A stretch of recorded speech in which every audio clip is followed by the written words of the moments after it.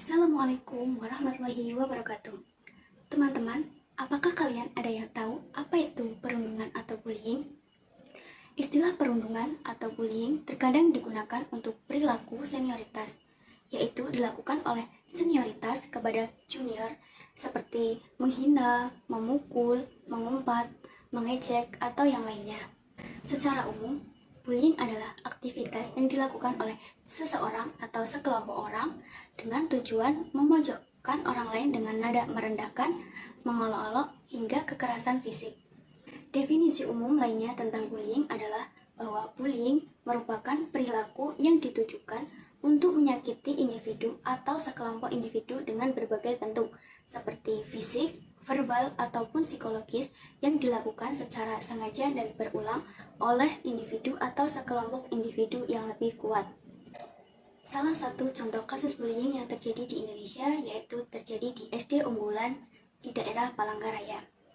Kejadian bullying tersebut sudah terjadi secara berulang, dan kejadian terakhir terjadi pada tanggal 15 Maret 2023. Kasus bullying tersebut mengakibatkan korban mengalami trauma setelah dihajar fisik oleh pelaku bullying tersebut.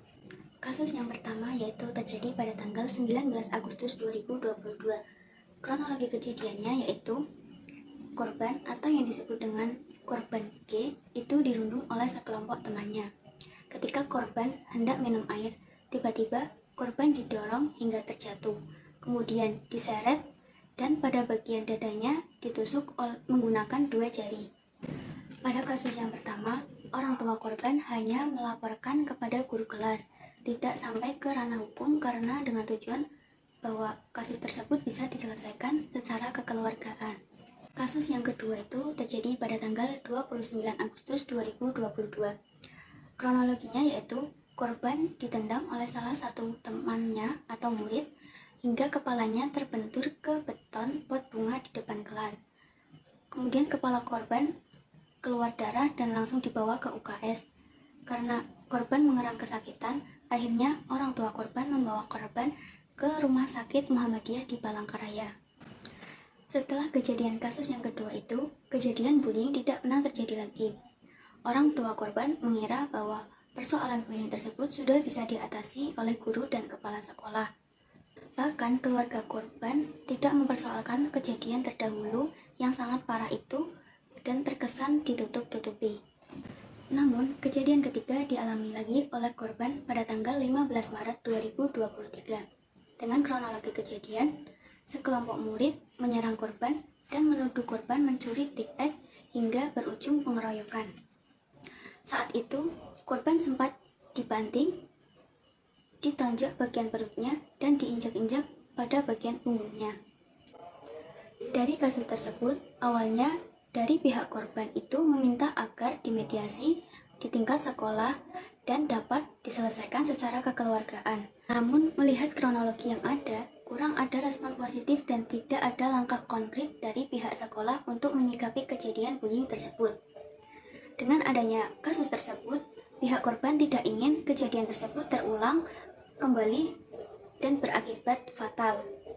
Untuk itu, pihak keluarga memutuskan untuk meminta perlindungan dan keadilan melalui jalur hukum. Akibat dari kejadian tersebut, korban sering mengigau dan ketakutan saat tidur, dan korban mengalami luka mental dan secara psikologis juga sudah terganggu. Pihak korban berencana membawa korban ke psikiater karena khawatir psikologisnya makin memburuk. Menurut data yang dimiliki oleh Distrik Palangkaraya, baru ada 1 kasus perundungan yang diketahui oleh distrik. Karena itu, pihaknya berharap kasus seperti ini bisa diselesaikan secara musyawarah. Pihak sekolah diimbau untuk tegas dan menyelesaikan masalah seperti ini di tingkat sekolah sehingga tidak perlu sampai ke ranah hukum. Sahdin Hasan, Kepala DPP KPP 3AMP menegaskan bahwa kejadian tersebut menjadi pekerjaan rumah bagi lembaga pendidikan. Bagaimana memberikan pemahaman kepada peserta didik bahwa aksi perundungan tidak dibenarkan, karena aksi tersebut berdampak nyata pada psikologi korban, apalagi sampai terjadi kontak fisik. Dan yang paling penting adalah menanamkan nilai edukatif untuk pengembangan karakter anak, baik oleh guru maupun orang tua. Tindakan yang harus dilakukan oleh guru dalam mengatasi bullying atau perundungan yang pertama yaitu harus bertindak tegas. Banyak guru di sekolah yang masih bersikap cuek dan terlalu santai dalam menanggapi perilaku bullying.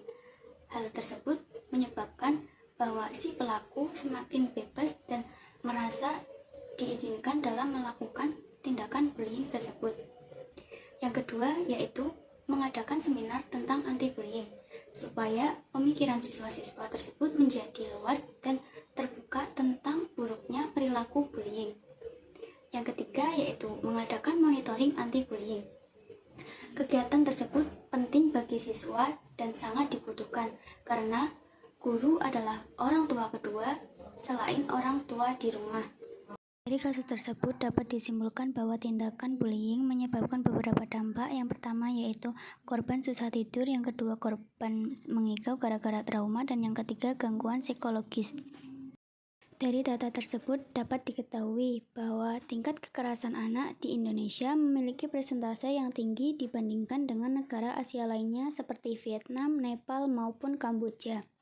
Mungkin itu saja sedikit info tentang perilaku bullying atau perundungan. Mari cegah bullying, karena bullying dapat mengakibatkan psikologi siswa menjadi terganggu.